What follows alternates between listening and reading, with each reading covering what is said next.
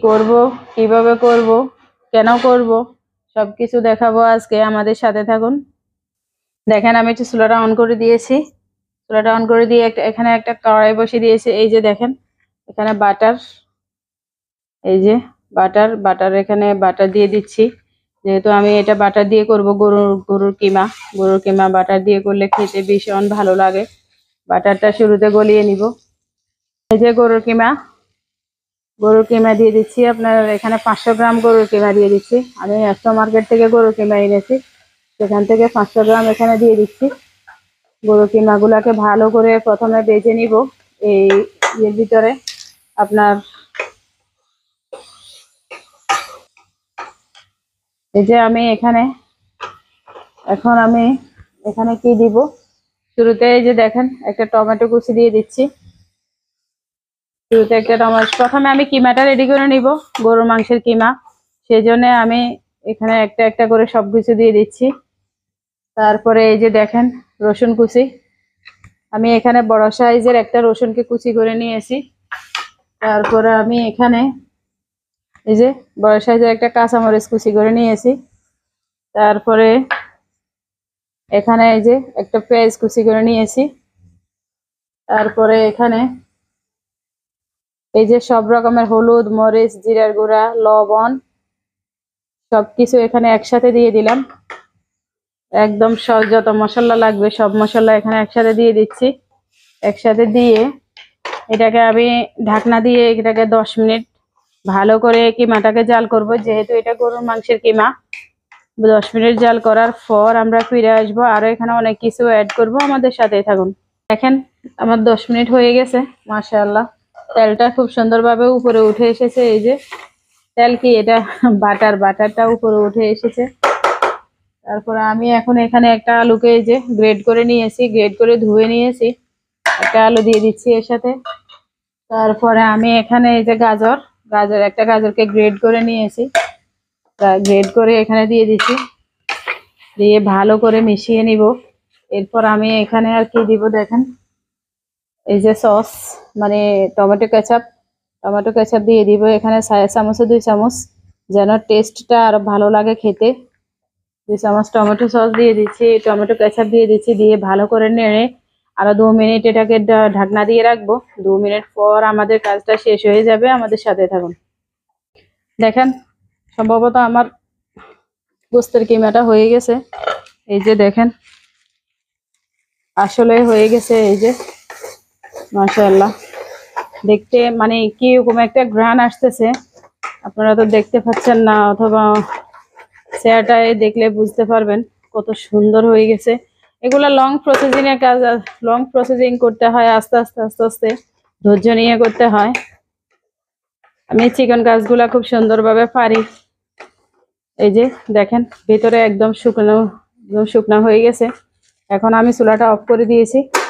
চুলাটা অফ করে দিয়ে এগুলাকে এই যে একটা প্লেটে তুলে নিব। এভাবে করে সবগুলাকে তুলে নিব, যেন ঠান্ডা হয়, একটু ঠান্ডা হওয়ার জন্য দিব।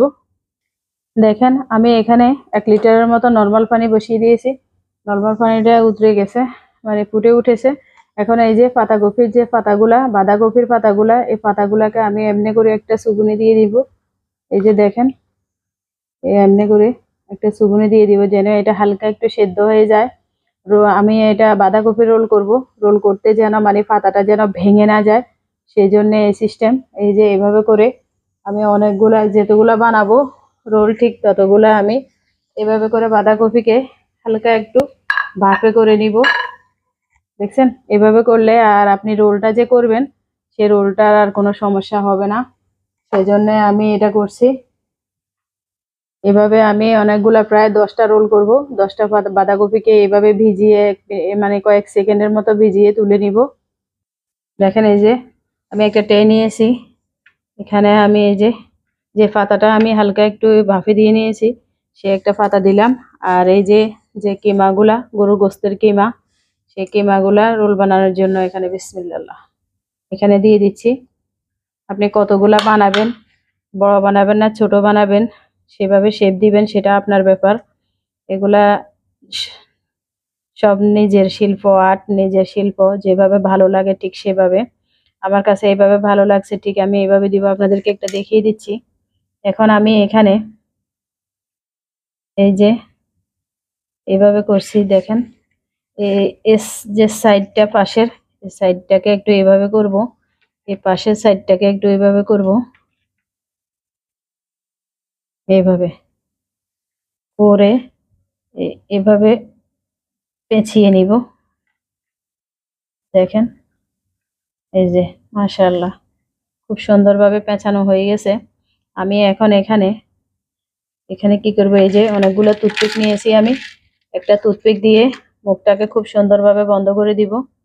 এভাবে এভাবে করে আমি সবগুলা রোলকে বানিয়ে নিব। এরপরে কি করব দেখবেন, আরো কাজ আছে, কাজ এখনো শেষ হয় নাই।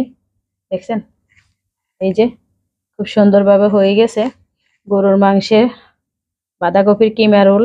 দেখছেন এভাবে আমি সবগুলাকে বানিয়ে নিব। দেখেন ফ্রেন্ডস, এই যে আমার মাশাআল্লাহ কতটা সুন্দর লাগতেছে, সবগুলা বানানো হয়ে গেছে। এখন আমি চুলাটা অন করে দিব। এরপর কি করব দেখবেন।